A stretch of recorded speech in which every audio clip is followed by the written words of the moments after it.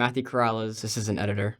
What excites me most about working on this production is that this is my first chance to work on a mystery project. Every other project here at CSUN has been comedies, and I want to branch out to another genre before we take the big scary step into the real world. So if I could describe Unfortunate Ones in one word, would be placement. What I mean by that is that these characters are put in scenarios where they're at the wrong place at the wrong time, but forced to work together to hopefully come up with a better ending in general. What can surprise audiences throughout this project is character dynamics. We have different branches of different styles going into this to all go into this one story of two people meeting for the first time and now being forced to solve a murder and an international crime. I've never been charged with murder, so I can't really connect with the story.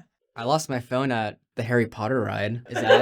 Does that count? Oh, very unfortunate then. How I collaborate with the main editor with the show's pacing and tone would be through the type of temp music and temp sound that we use. When it comes to the communication, I work under the editor, so I'd be working under Duke. We both have that collaboration through learning with each other's styles of cutting and post-production management, but I organize the project through that way to make sure he's ready to start cutting as soon as possible.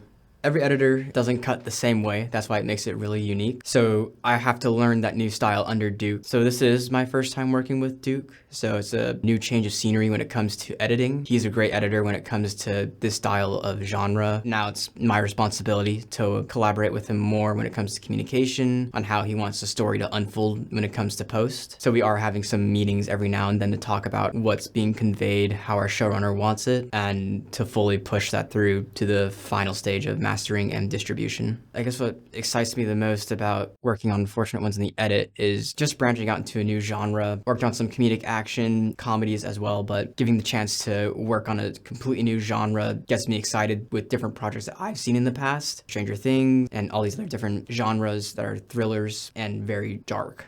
It's been interesting so far, try something new in pre-production. I guess the most I've done when it comes to pre-production would be like helping out with the script, but not like finding locations, casting, all that stuff. So it's something new for me, which is interesting. Trying my best day by day, but I am having fun just learning the whole process about a different area of production that I'm not used to. I hope they're left with questions. What I mean by that is that this ends with a massive cliffhanger or an inciting incident, and I want that to enforce the audience to be saying, what happens next? Where does this lead to? Forcing them to help us to make another episode to further on the story of David and Alexandra.